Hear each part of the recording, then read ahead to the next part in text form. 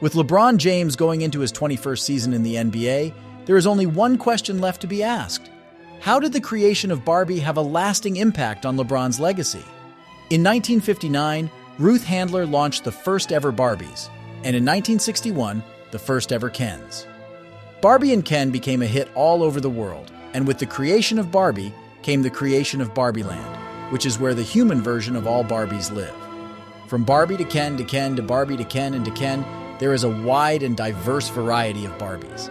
The Kens eventually got sick of Barbieland and decided to venture off to the real world where some would end up pursuing a career in the NBA. One thing to note is that Kens don't age, making them the longest active NBA players ever.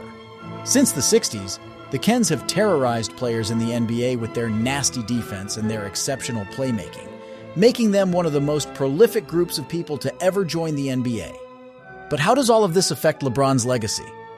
Well, in 2008, Ken signed with the Mavs and teamed up with his buddy Ken, and they immediately went to work and developed superb chemistry.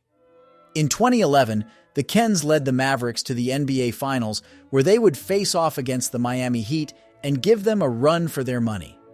With a dominant performance from LeBron in Game 1, the Kens knew they would have to step it up. In Game 2, the Mavericks barely won by winning the game 95-93. The same pattern continued, and the Heat won Game 3, and the Mavericks won Game 4.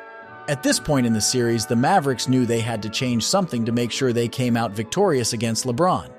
In Games 5 and 6, the Mavericks locked up LeBron and the Heat and unleashed their inner Ken. With exceptional playmaking and defense from everyone on the team, the Mavericks would dominate in the next 2 games and win the series in 6. Ken and Ken led the Mavericks to their first ever NBA championship, leaving LeBron in shambles. Without the invention of Barbie, who knows if the Mavericks would have ever won an NBA championship and whether or not LeBron would have more rings because of it. What we do know, however, is that LeBron's legacy was affected on this very day and would alter the rest of his career. The real question now is, did the invention of Barbie affect LeBron's legacy for the better or for the worse?